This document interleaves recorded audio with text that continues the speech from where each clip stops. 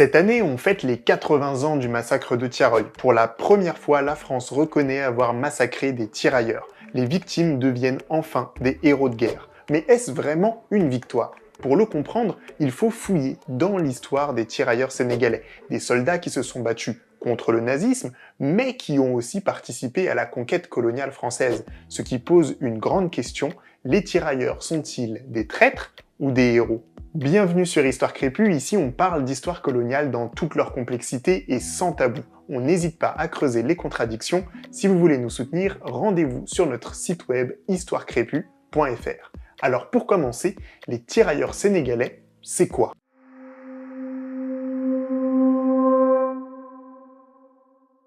L'histoire commence au début du 19e siècle. Les Français sont installés à Gorée et Dakar au Sénégal. C'est là qu'ils organisent la traite négrière et qu'ils stockent les Africains réduits en esclavage. Mais les soldats blancs ont la santé trop fragile pour entrer sur le continent. Il faut donc recruter des Africains pour les accompagner. Ce travail mal payé n'intéresse pas grand monde, surtout que les Africains ont peur d'être réduits en esclavage par ces Blancs. Mais en 1848, l'abolition change la donne. Les Français vont aller libérer des esclaves africains qui étaient soumis à d'autres Africains de la région. Mais en échange, les affranchis doivent servir les Français pendant 14 ans comme soldats volontaires. Oui, c'est juste un changement de maître. Mais beaucoup d'esclaves de la région vont s'enfuir pour rejoindre les rangs de cette petite unité. Ils ont tout intérêt à servir les Français qui leur promettent la liberté dans 14 ans plutôt que de rester avec leur maître africain. En 1852, Louis Faidherbe devient gouverneur du Sénégal. Il arrive à convaincre Napoléon III d'officialiser le corps des tirailleurs sénégalais qui voit le jour le 21 juillet 1857. En 10 ans, Faidherbe va former 8 compagnies qui se lancent à la conquête de l'Afrique de l'Ouest.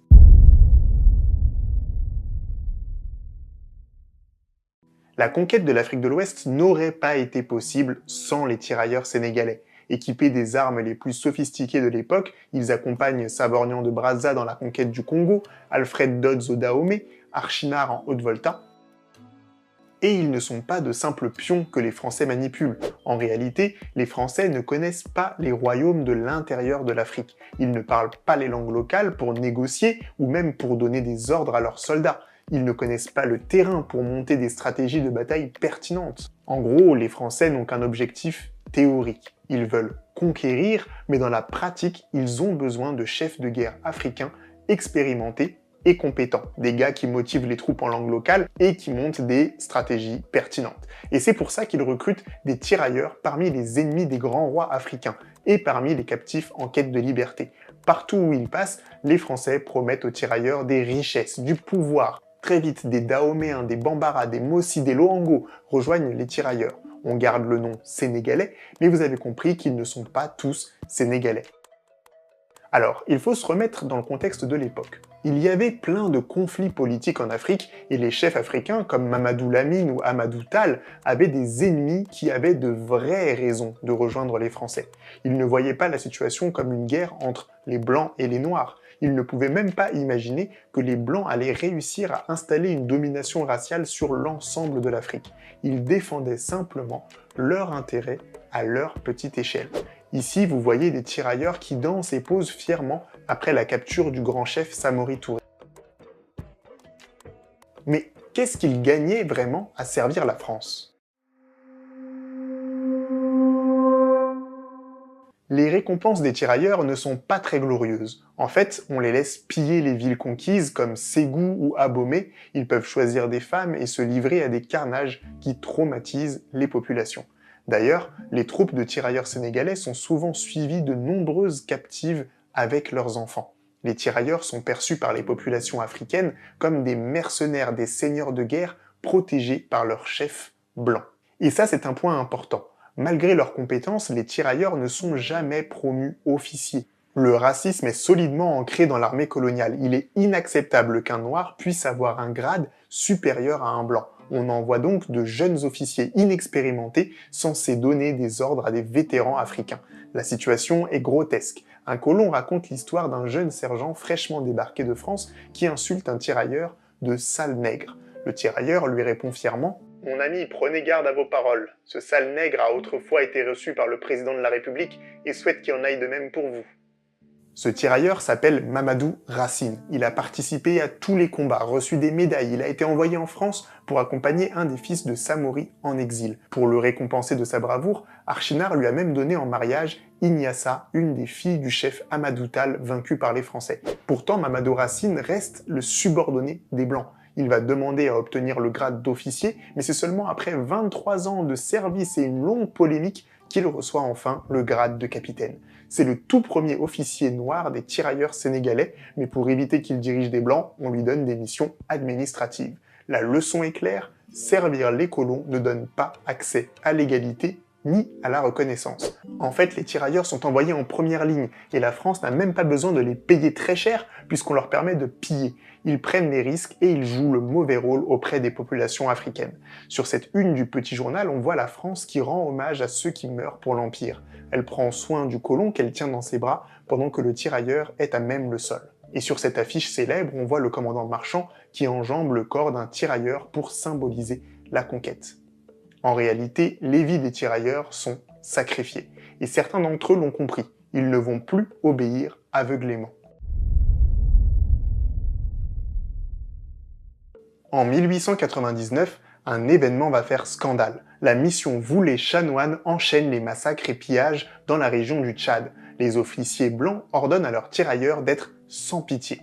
L'affaire est tellement grave qu'elle remonte jusqu'au ministère des colonies qui envoie une autre mission pour les intercepter. Mais Voulet et Chanoine ordonnent à leurs tirailleurs d'ouvrir le feu. Ils tuent leurs frères d'armes et les colons blancs envoyés par Paris. Ils sont désormais inarrêtables et rêvent de devenir les seuls maîtres du Tchad. Mais les tirailleurs vont se retourner contre Voulet et Chanoine et les assassinent. L'histoire est racontée dans le film Saraounia de Medondo, que je vous recommande à 1000%. Mais la plupart du temps, les tirailleurs restent fidèles aux colons. C'est le cas lors de la mission Marchand. Le commandant Marchand veut traverser l'Afrique sur 6000 km avec plus de 90 tonnes de matériel. Il a besoin de porteurs. Avec ses 152 tirailleurs sénégalais, il va piller les villages et capturer les habitants de la région. Plus de 3000 Africains et Africaines sont forcés d'accompagner la mission dans des conditions épouvantables. Un monument parisien célèbre cette histoire. Si ça vous intéresse, j'ai fait une vidéo sur le sujet. Bref, à la fin de la mission, les tirailleurs suivent Marchand jusqu'en France. Ils paradent sur les Champs-Élysées et sont acclamés par la foule. C'est la première fois que la France découvre les fidèles soldats noirs qui ont conquis l'Empire. Et c'est comme ça qu'apparaît dans l'imaginaire collectif la figure du tirailleur souriant et serviable. Puisque les tirailleurs sont appréciés du grand public, Charles Mangin décide d'écrire un livre intitulé « La Force Noire » pour convaincre le gouvernement français de recruter des tirailleurs face aux Allemands. C'est le début de la Première Guerre mondiale. Les pertes sont immenses. L'état-major accepte de faire appel aux millions de soldats de l'Empire. Mais les tirailleurs ne sont pas assez nombreux et on ne peut pas les retirer des colonies car ils servent à réprimer les Africains. Il faut donc en recruter davantage. Au départ, les colons recrutent de force des hommes africains qui n'ont jamais vraiment combattu. Rien à voir avec les tirailleurs professionnels. Ces recrutements déclenchent de nombreuses révoltes. La France n'a pas les moyens de gérer et la guerre dans les tranchées et la répression des Africains. Il faut une méthode plus douce. On fait appel à Blaise Diagne, le premier député africain.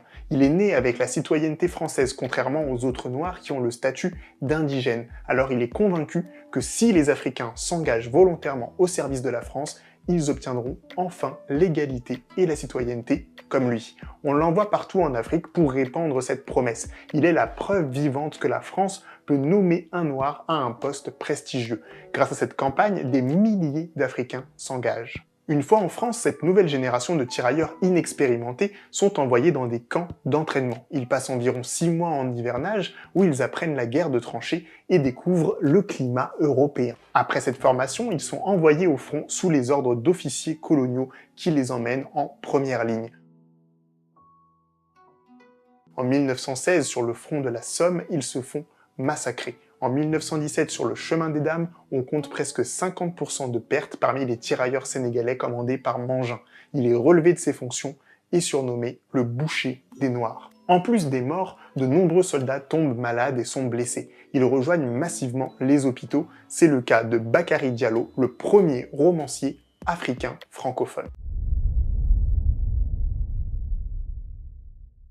Bakary Diallo, c'est un tirailleur volontaire qui a été gravement blessé à la mâchoire. Pendant son hospitalisation, il rencontre des femmes françaises qui s'occupent des tirailleurs et qui les aident à s'intégrer. Des femmes comme Lucie Cousturier, l'auteur du livre Des Inconnus chez moi, le premier ouvrage qui raconte la vie d'Africains en France du point de vue d'une femme blanche. Il résonne avec beaucoup de problématiques actuelles sur l'accueil des migrants, c'est très intéressant. Bref, Bakary Diallo apprend le français pour devenir l'interprète personnel de Blaise Diagne. Il rentre en Afrique en 1928 où il traduit des textes pour l'administration coloniale et il écrit des poèmes qu'il ne parvient pas à publier. Pendant ce temps en France, Lucie Cousturier apporte un manuscrit à l'éditeur Jean-Richard Bloch. Elle explique qu'il a été écrit par Bakary Diallo. Le livre s'intitule « Force Bonté ». C'est le premier livre attribué à un Africain écrit en français. Sauf que le livre dérange. Bakary Diallo y semble très naïf, très reconnaissant envers la France des Lumières. Les Blancs sont attendris par le texte, mais les Noirs de l'époque sont furieux. On soupçonne Lucie Cousturier d'être la véritable autrice du livre. Et je me demande si la naïveté du livre Force Bonté n'est pas une des raisons qui ont poussé plus tard Césaire, Senghor et les Sœurs d'Ardal à radicaliser leurs revendications. Une chose est sûre, ce livre n'est pas entré dans la mémoire antiraciste. Pour le grand public, Bakary Diallo est juste devenu le symbole du grand enfant, du tirailleur naïf qu'on retrouve plus tard sur les publicités de Banania.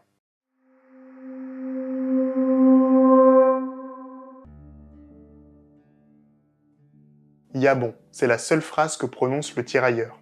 Une phrase en petit nègre, un langage inventé par Maurice Delafosse, un administrateur colonial qui cherchait une manière de donner des ordres facilement aux tirailleurs. D'ailleurs, son nom est toujours sur beaucoup de rues et d'écoles en Afrique, je vous laisse chercher. Bref, Banania c'est un produit 100% colonial, le cacao de Côte d'Ivoire et les bananes des Antilles, mélangés pour donner une boisson énergisante, une énergie tropicale, exotique, une énergie de noir. Le tirailleur Banania symbolise les forces noires vigoureuses, alimentées par les ressources coloniales. Un grand enfant naïf, un soldat fort, mais inoffensif pour les Français. Un cliché qui reste très actuel. Mais tous les tirailleurs ne vont pas être aussi reconnaissants que Bakary Diallo envers la France. Je dois vous présenter un des plus grands militants de la cause noire en France. Il s'appelle Lamine Senghor.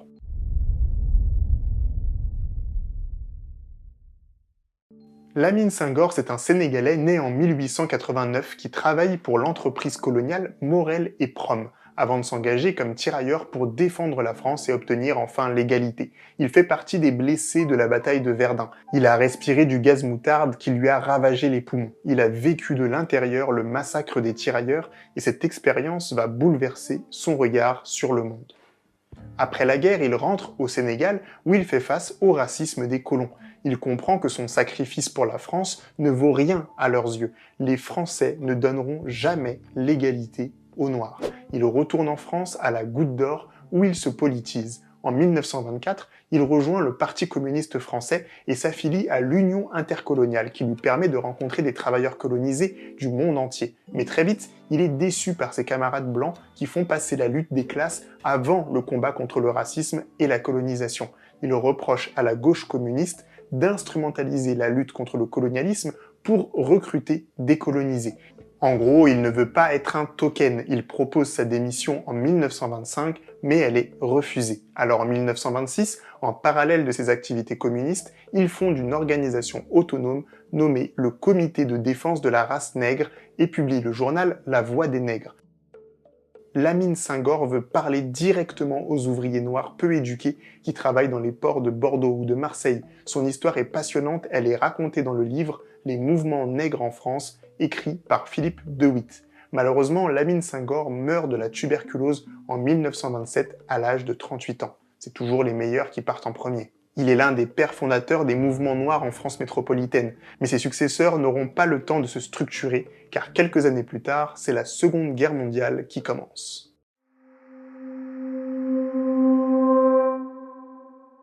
Une nouvelle génération de tirailleurs sénégalais va être recrutée pour la Seconde Guerre mondiale. Mais à leur arrivée en métropole, la France est déjà vaincue. Les nazis ont pris le contrôle du pays et les soldats français blancs sont envoyés dans des camps de travail en Allemagne.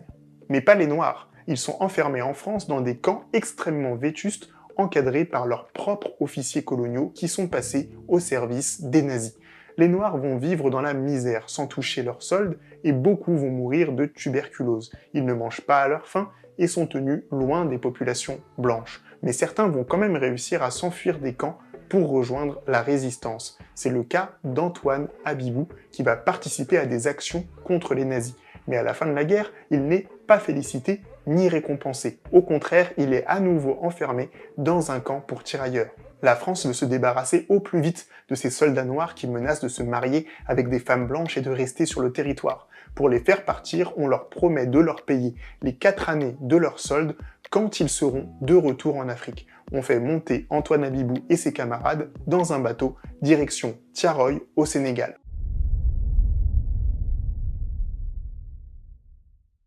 Quand ils arrivent à Tiaroy, les tirailleurs sont en colère. Ils sont déprimés par les 4 années passées dans les camps, ils n'ont jamais été félicités et ils n'ont pas été payés. Ils s'étaient engagés pour défendre la France face aux nazis, ils ont été traités comme des animaux.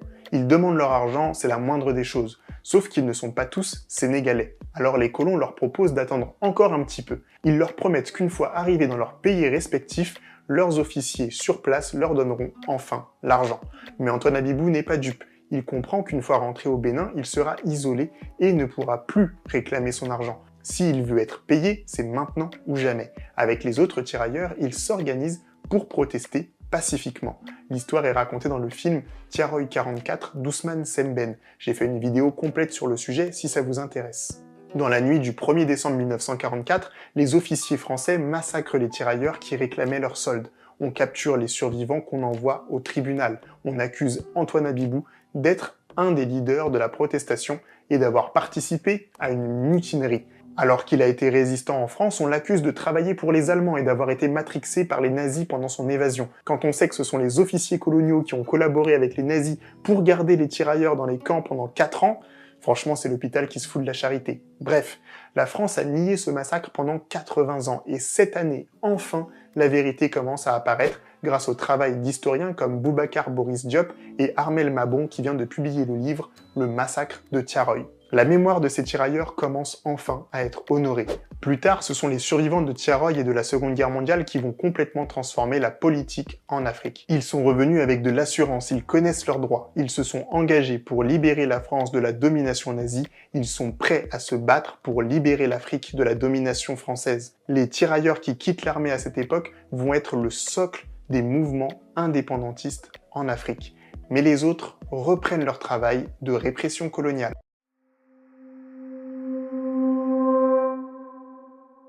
Le 29 mars 1947, les Malgaches lancent une grande insurrection pour réclamer leur indépendance. Et la réponse de la France va être terrible. On envoie plus de 30 000 soldats, dont de nombreux tirailleurs sénégalais. Sur place, tout est permis.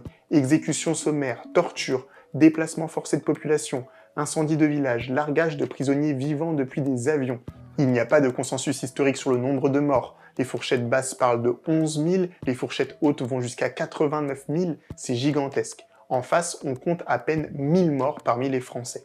Les tirailleurs vont avoir une lourde responsabilité dans ces massacres, et certains vont ensuite être envoyés en Indochine pour réprimer les anticolonialistes vietnamiens, puis en Algérie. Mais tous ces tirailleurs ne sont pas forcément des volontaires assoiffés de sang. Il y en a qui ont juste été recrutés de force, comme des milliers de jeunes Français blancs. Ils ne comprennent pas pourquoi on les envoie tuer, décoloniser. D'autres, en revanche, suivent les ordres et cherchent des opportunités pour évoluer. C'est le cas d'un jeune tirailleur nommé Étienne Eyadema Gnassingbé. Il va bientôt devenir le président du Togo.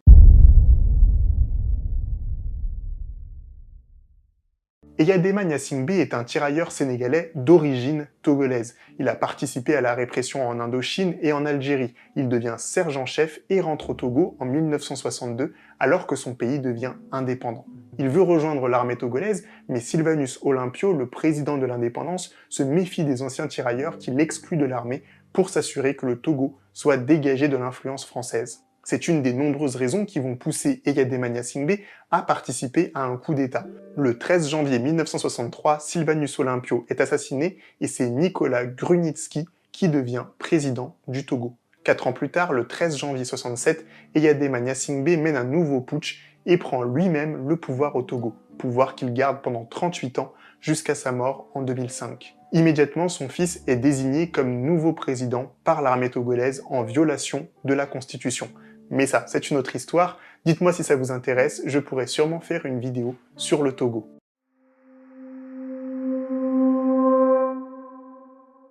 Bref, il est temps de terminer cette vidéo et de répondre à notre question. Les tirailleurs sont-ils des traîtres ou des héros? De mon point de vue, l'histoire des tirailleurs ne doit pas être abordée avec un regard moralisateur, et c'est pareil pour toute l'histoire coloniale. Pour comprendre ce qui s'est passé, il faut observer les faits. Ça ne nous empêche pas d'avoir des critiques. Personnellement, j'ai beaucoup de critiques politiques à faire sur certains comportements de tirailleurs, mais je ne suis pas là pour les juger moralement. J'étudie leurs choix et j'en tire des leçons politiques. Récapitulons le contexte de création de cette unité. Au début de la conquête, les Français avaient la santé trop fragile, ils avaient besoin de soldats africains pour les accompagner. Ils ont joué sur l'abolition de l'esclavage pour recruter des esclaves en fuite qui avaient tout intérêt à se battre contre les royaumes africains puisqu'ils étaient esclaves. Rappelez-vous qu'à l'époque, les tirailleurs ne pensent pas qu'il s'agit d'une conquête raciale et que les Blancs domineraient un jour l'ensemble de l'Afrique. Avec nos yeux d'aujourd'hui, ça paraît évident, mais à l'époque, les Blancs mouraient tellement facilement de maladies que ça ne semblait pas très réaliste. Certains tirailleurs imaginaient sûrement qu'ils profiteraient de la situation pour devenir des gouverneurs ou des rois locaux. À partir de là, les tirailleurs ont été en première ligne de toutes les conquêtes. Leurs vies ont été sacrifiées pendant que les colons accumulaient les honneurs et les galons. Petite leçon politique que je prends personnellement, la collaboration, ça ne paye pas. Les tirailleurs étaient perçus comme des mercenaires par les autres Africains, et ils n'avaient pas accès au grade d'officier. Le racisme était trop fort dans l'armée coloniale. Certains tirailleurs ont osé tuer leur chef blanc, comme pendant la mission Chanoine, mais la majorité est bien restée fidèle aux colons. C'est le cas de ceux qui ont suivi Marchand du Congo jusqu'aux Champs-Élysées. Puis la guerre est arrivée. Grâce à Blaise Diagne, la France a recruté une nouvelle génération de tirailleurs, plus jeunes, qui croyaient qu'en défendant la métropole, ils pourraient gagner l'égalité. Certains étaient naïfs, comme Bakary Diallo, d'autres se sont politisés, comme Lamine Senghor, qui est allé jusqu'à critiquer l'attitude de la gauche française, qui n'était pas assez radicale, selon lui, dans sa lutte pour les droits des Noirs. Mais les mouvements noirs ont été éclipsés par la Seconde Guerre mondiale et une nouvelle génération de tirailleurs s'est engagée pour lutter contre le nazisme. Quelle désillusion! En France, ils ont été parqués dans des camps par leurs officiers devenus collabos. Et à leur retour au Sénégal, sans argent, ils ont été massacrés à Tiaroy. Cette génération de tirailleurs déçus va permettre de politiser l'Afrique. Ils sont prêts à se battre pour leur liberté et vont rejoindre les mouvements indépendantistes. Mais en parallèle, ce sont aussi des tirailleurs qui répriment à Madagascar, en Indochine, en Algérie. Les plus zélés d'entre eux vont même devenir présidents de leur pays indépendant, comme ce fut le cas au Togo. On le voit, l'histoire des tirailleurs est complexe comme toutes les histoires coloniales. C'est pour ça que je parle d'histoire crépue. Il est difficile de savoir s'il faut glorifier ou condamner les actions des tirailleurs. Ça dépend des individus, des situations et des générations. Alors comment entretenir leur mémoire? C'est le travail que mène depuis des années Aïssata Seck. En 2022, grâce à ses efforts, le gouvernement français a autorisé les anciens tirailleurs africains percevant l'allocation minimum vieillesse à retourner dans leur pays d'origine tout en continuant à recevoir cette allocation. Cette mesure a permis à ces vétérans de passer leurs dernières années auprès de leur famille sans perdre leur soutien financier. C'est la moindre des choses, mais c'est déjà une victoire. Personnellement, je trouve que l'histoire des tirailleurs est passionnante et qu'elle regorge de figures diverses qui méritent des séries en 10 saisons avec des personnages qu'on déteste et d'autres qu'on aime. Mais ce qui me pose problème aujourd'hui, c'est le fait que les médias donnent de l'importance aux tirailleurs seulement parce qu'ils se sont battus au service de la France. Ce qui les rend héroïques aux yeux du grand public, c'est un aspect très patriotique, une mémoire de vétérans. Alors je trouve que c'est important de reconnaître leurs sacrifices, mais je crois que ça ne doit pas masquer l'histoire complexe de ces unités coloniales qui sont mortes pour la France face aux nazis, mais aussi face aux Algériens, aux Vietnamiens, aux Malgaches, aux Africains. C'est d'ailleurs pour ça que les Africains ont du mal à célébrer les tirailleurs. On ne célèbre pas si facilement les gens qui ont collaboré avec l'occupant français. Bon, maintenant que vous avez toutes ces informations, vous pensez quoi des tirailleurs sénégalais? Est-ce que vous connaissiez cette histoire? Est-ce que vous avez des critiques ou des précisions à apporter? Dites-moi tout dans les commentaires. Et si vous voulez nous soutenir, rendez-vous sur histoirecrépue.fr. Partagez cette vidéo, likez, abonnez-vous, et moi je vous dis à bientôt sur la chaîne Histoire Crépue. Ciao, ciao, ciao!